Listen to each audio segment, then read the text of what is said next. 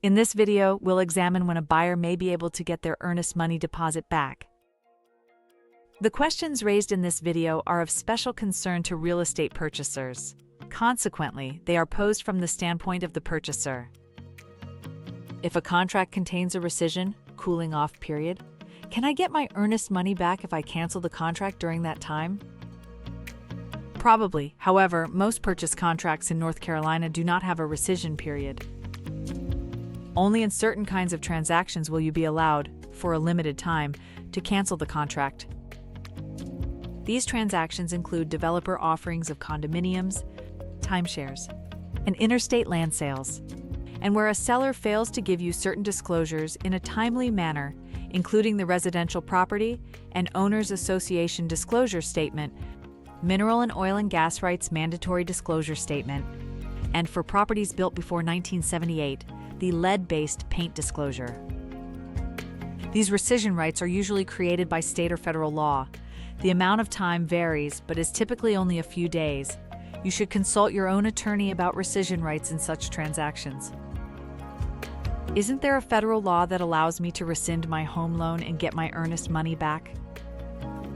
No, although there is a federal law that gives you 3 days to cancel a home loan commitment, it does not give you the right to cancel a purchase contract and get a refund of your earnest money.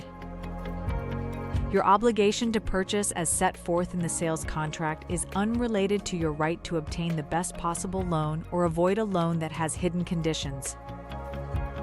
However, the NCAR/NCBA Offer to Purchase and Contract Standard Form 2T has a provision allowing you to cancel the contract for any reason or no reason prior to the expiration of the due diligence period agreed to by the parties. If you cancel the contract during the due diligence period, you will get a refund of your earnest money deposit. Although you would lose any due diligence fee you paid for the right to terminate during the due diligence period and any fees paid to third-party vendors for items such as inspections.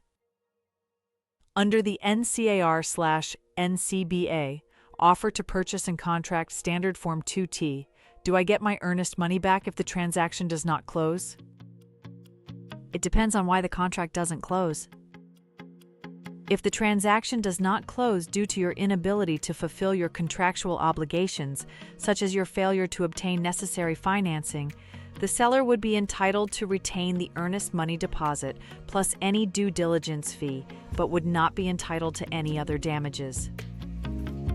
Conversely, if the transaction does not close due to the seller's material breach, such as the inability to deliver marketable and insurable title, the buyer would be entitled to recover the earnest money deposit and due diligence fee, together with reasonable costs actually incurred by you during the due diligence process. For example, costs incurred for a survey and property inspection, in addition to other remedies available at law. What if the contract fails and the seller and I cannot agree on who is entitled to the earnest money? According to the terms of the NCAR/NCBA Offer to Purchase and Contract, Standard Form 2T and the rules governing real estate brokers, if there is a dispute between you and the seller over the return or forfeiture of an earnest money deposit, the escrow agent holding the money must continue to hold the funds in trust until you and the seller resolve the dispute in writing or until a court decides the matter. If less than $10,000, the dispute will be handled in small claims court. For disputes more than $10,000, those cases will usually be heard in district or superior court, although some cases may go to federal court. The parties may also resolve disputes through voluntary or court-ordered mediation. Alternatively, the escrow agent may choose to pay the disputed funds to the clerk of court in the county where the property is located after first providing 90 days written notice to you and the seller. If the disputed funds are deposited with the clerk of court, you would have to initiate a special proceeding with the clerk to recover the funds. If no one institutes a special proceeding within a year of the funds being deposited with the clerk, it will be deemed unclaimed and delivered to the state treasurer's office as escheated funds. When a form other than NCAR/NCBA Offer to Purchase and Contract Standard Form 2T is used, it may allow the seller access to the money whether or not the closing occurs as scheduled. In any event, While a broker is not allowed to pursue a claim for earnest money for you, the broker may appear as a witness in court.